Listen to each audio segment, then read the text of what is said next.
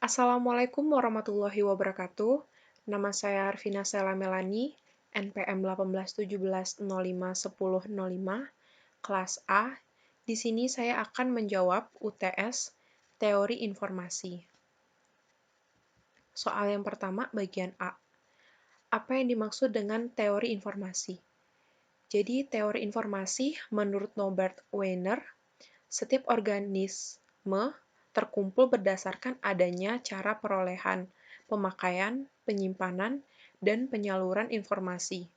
Menurut Claude Shannon, mengembangkan dan menerapkan konsep sistem komunikasi yang berkembang menjadi teori matematis komunikasi, di mana menurut teori tersebut ada batas banyaknya pesan yang perlu dipancarkan. Yang B, apa bedanya data dan informasi? Data merupakan suatu penggambaran fakta, pengertian atas instruksi yang disampaikan, dimengerti dan diolah oleh manusia atau peralatan yang digunakan oleh manusia.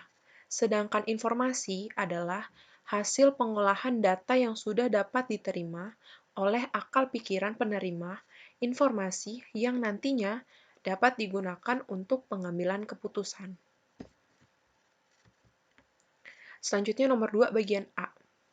Apa saja komponen-komponen yang diperlukan di dalam mengirimkan informasi? Yang pertama, sumber. Jadi sumber ini alat atau komponen yang membangkitkan data atau informasi yang akan ditransmisikan, dapat berupa alat input pada komputer. Yang kedua, yaitu pengirim. Jadi alat untuk memproses data atau informasi yang berasal dari sumber agar dapat disalurkan oleh sistem atau media transmisi. Yang ketiga, yaitu sistem transmisi. Jadi, berupa jalur transmisi tunggal. Jadi, atau juga jalur kompleks yang menghubungkan sistem sumber dengan sistem tujuan. Secara fisik, dapat berupa media wireline atau media wireless. Selanjutnya yang keempat, yaitu penerima. Alat untuk menerima sinyal dari sistem transmisi dan memproses menjadi informasi yang dapat ditangkap atau diproses oleh tujuan. Yang kelima yaitu tujuan. Jadi menangkap informasi yang dihasilkan oleh penerima. Informasi yang diterima oleh perangkat tujuan selanjutnya diubah menjadi jenis informasi yang sama dengan informasi yang dikirimkan. Software aplikasi digunakan untuk menjembatani informasi ini menuju pengguna jaringan komputer. Selanjutnya, gambarkan dan jelaskan alur kerja pengiriman data tersebut.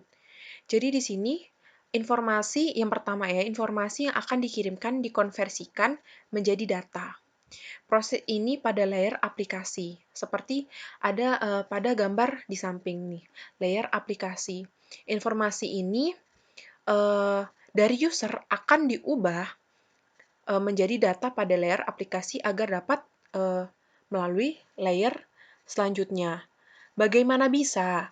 Saat si user menginputkan informasi, user tersebut berkomunikasi dengan application prosesnya. Jadi, proses interface-nya yang digunakan untuk menghubungkan aplikasi dengan sistem operasi yang digunakan. Yang kedua, data diformat menjadi bentuk yang umum dan dapat dipakai di layer selanjutnya ya.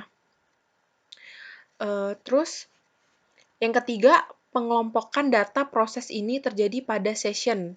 Nih, jadi pada session. Pada layer ini, proses data pada tiap sesi akan ditandai agar tidak membingungkan.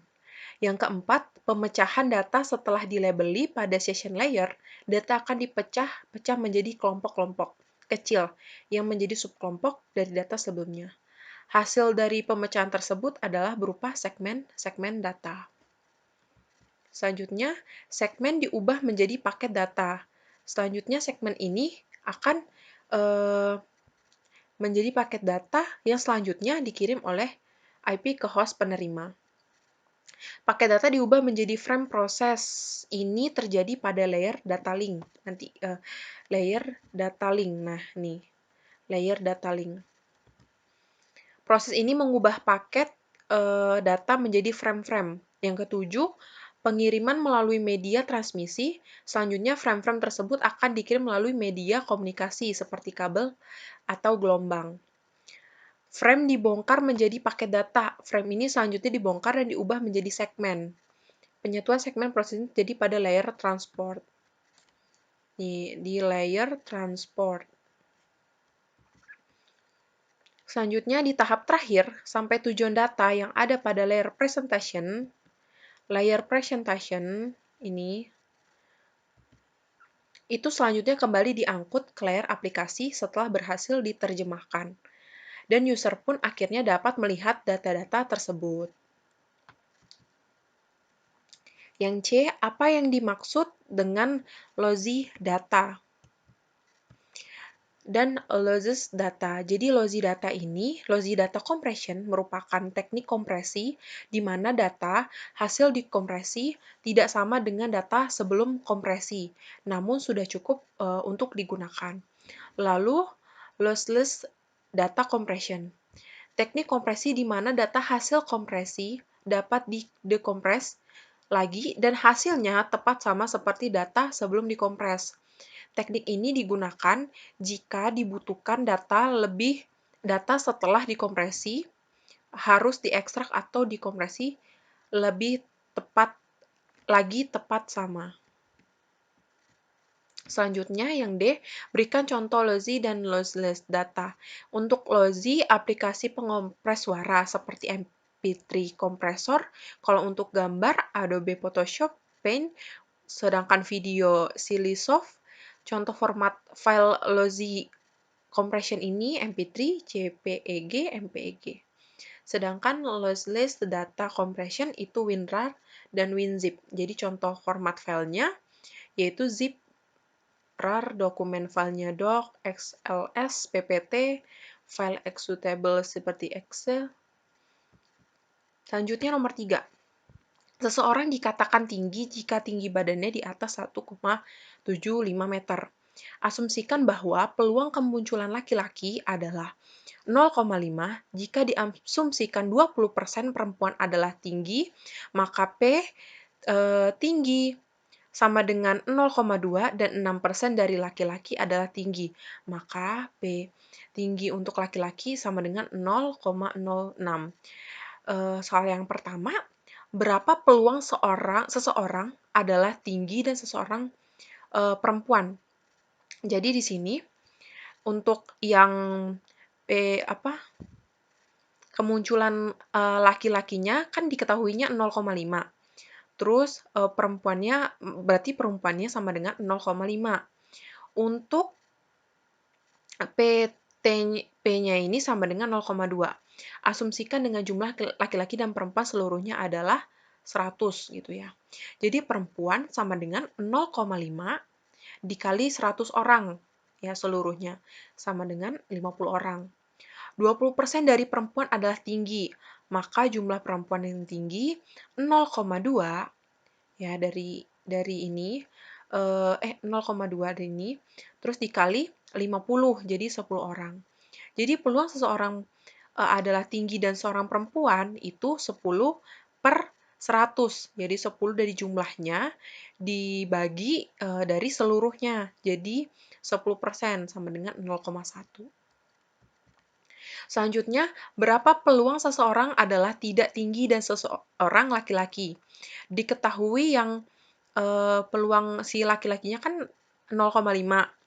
Terus tinggi laki-laki sama dengan 0,06. Maka peluang tidak tinggi seseorang laki-laki itu 0,94. Asumsikan jumlah laki-laki dan perempuannya tadi sama ya 100 orang. Ditanya berapa seseorang adalah tidak tinggi dan seorang laki-laki. Lalu jumlah laki-laki sama dengan 50 orang. 94% dari laki-laki adalah tidak tinggi, maka jumlah laki-laki yang tidak tinggi 0,94 yang tidak tinggi sekali 50. 50 jumlah laki-lakinya sama dengan 47 orang. Jadi peluang seorang tidak tinggi dan seorang laki-laki adalah 47 dibagi 100. sama dengan 0,47. Selanjutnya nomor 4, hitung Shannon entropi dari kemunculan simbol berikut. Jadi, di sini ada simbol A, B, C, D. Frekuensinya 10, 10, 10. Diketahui PIN per frekuensi. Jadi untuk N-nya, ini contoh untuk N, misalnya si simbol A, N-nya itu 10. Frekuensinya jumlah semua ini kan ada 40, jadi 10 per 40, jadi 1/4. Ini untuk semuanya, PI-nya itu 1/4. Selanjutnya, maka HX min sigma X I sama dengan 1, PI dikali log 2, P dikali I. HX sama dengan min sigma 4, I sama dengan 1, 1/4, dikali log 2 dikali 1/4. Selanjutnya, HX sama dengan min sigma 4, I sama dengan 1, min 0,5. HX sama dengan min kali min 2, HX sama dengan 2. Jadi, untuk entropi dari kemunculan simbol berikut itu 2. Selanjutnya, di sini juga sama, ada simbol ABCD, frekuensinya ini 20, 10, 20, 10, dijumlahkan menjadi 60. Jadi N per frekuensinya seperti ini, yang A 20 per 60, 60 dari jumlah frekuensinya, 20 per 60 jadinya 1/3, selanjutnya 10, yang B ini 10 per 60, 1 per 6, 20 per 60, 1/3, 10, 60, 1 per 6. Maka HX sama dengan min sigma XI sama dengan 1, P dikali I dikali log 2 dikali P kali I. Jadi HX min 1/3 log 1/3 ditambah min 1/6 log 2 1/6 tambah 1/3 log 2 1/3 tambah dikali 1/6 log 2 1/6. HX-nya min dikali min 0,5283 ditambah dikali min 0,4308 ditambah min 0,5283 ditambah min 0,4308. Jadi hasil HX-nya itu 1,1918. Selanjutnya, jelaskan makna perbedaan nilai Shannon entropi dari soal A dan B. Jadi, ini untuk soal A dan ini untuk soal B. Nilai entropi dari soal A dan B berbeda karena ada perbedaan frekuensi kemunculan dari beberapa simbol yang berpengaruh kepada peluang simbol tersebut. Ini juga dipengaruhi oleh jumlah total dari simbol yang muncul sehingga perhitungan antara soal A dan soal B berbeda. Selanjutnya, menggunakan Huffman Code, transformasikan pesan berikut salah satu bulan saya tidak ke kampus. Jadi untuk simbol ini adalah huruf-huruf dari sudah 1 bulan saya tidak ke kampus. Jadi ini sudah diurutkan ya, mulai dari A frekuensinya 7, untuk huruf A terdapat 7 buah, spasinya ada 6, S-nya 4, U-nya 4, K-nya 3, D-nya 2, T-nya 2, dan seterusnya. Lalu selanjutnya, untuk yang bagian ini dikelompokkan. Yang ini dijadi N1, ini jadi N2, ini jadi N3, ini N4, N5. Selanjutnya, ini hasilnya akan seperti ini. Yang untuk tadi, pas udah jadi dikelompokkan, N1-nya jadi 2, N2-nya jadi 2, N3-nya jadi 2, dan seterusnya. Selanjutnya, udah seperti ini, dikelompokkan lagi. Yang untuk ini jadi N6, ini jadi N7, N8. Selanjutnya sama, sudah dikelompokkan, seperti ditambahkan ya. Jadi untuk N6 jadi 4, N7 jadi 4, N8 jadi 4, K-nya dan seterusnya. Diurutkan juga yang dari angka yang terbesar jadi angka yang terkecil. Selanjutnya ini dikelompokkan lagi jadi N9, N10, N11 ini sama. Lalu dikelompokkan lagi menjadi ini N12, N13, N14, lalu ini masih dikelompokkan lagi jadi N15, N15 juga ini lagi dikelompokkan lagi menjadi terakhir yaitu N16 sama dengan 38.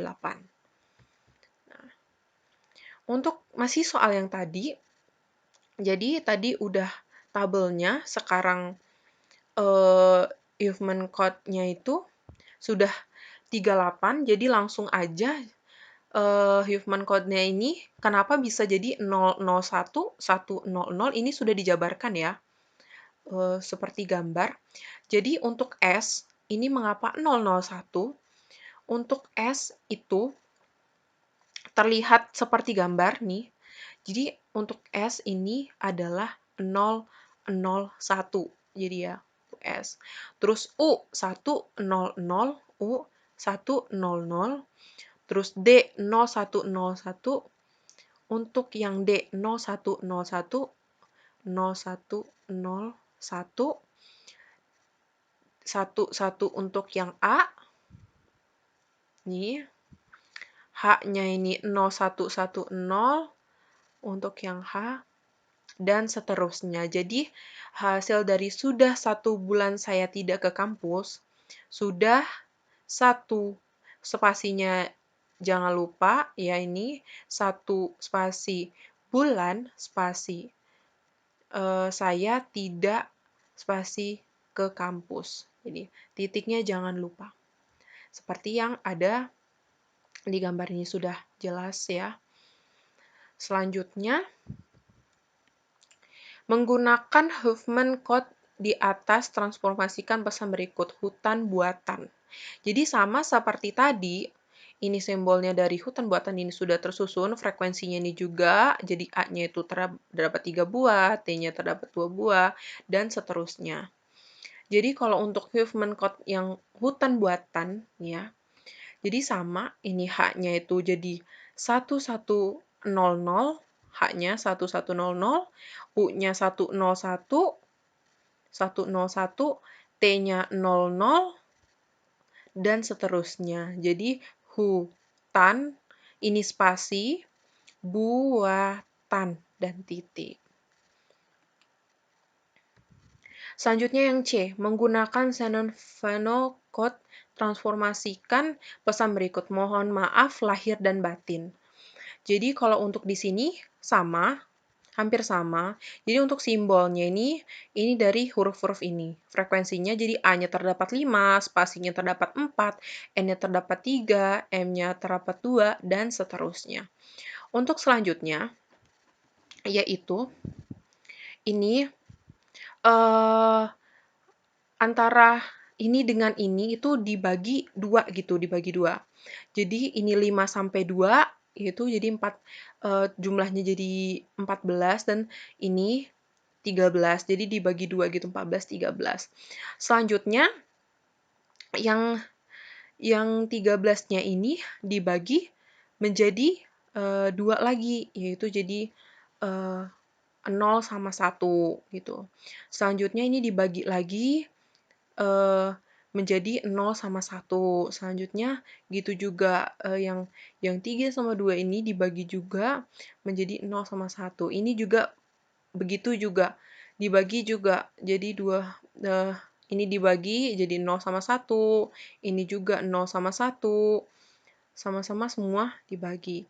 Jadi untuk hasilnya 0, 0, 1 itu untuk M, ya. 0, 0, 1, 1 ini untuk M, O-nya itu 1000, H-nya 1001, ya, O-nya 1000, N-nya 010, ya. Terus ini spasi, untuk spasinya 01, dan seterusnya. Jadi mohon spasi, maaf, perhatikan selalu spasinya, lahir, mohon maaf lahir dan batin. Untuk F-nya ini mohon maaf ini ada kesalahan. Jadi kalau untuk M-nya itu 011, ini maaf ya, salah ketik.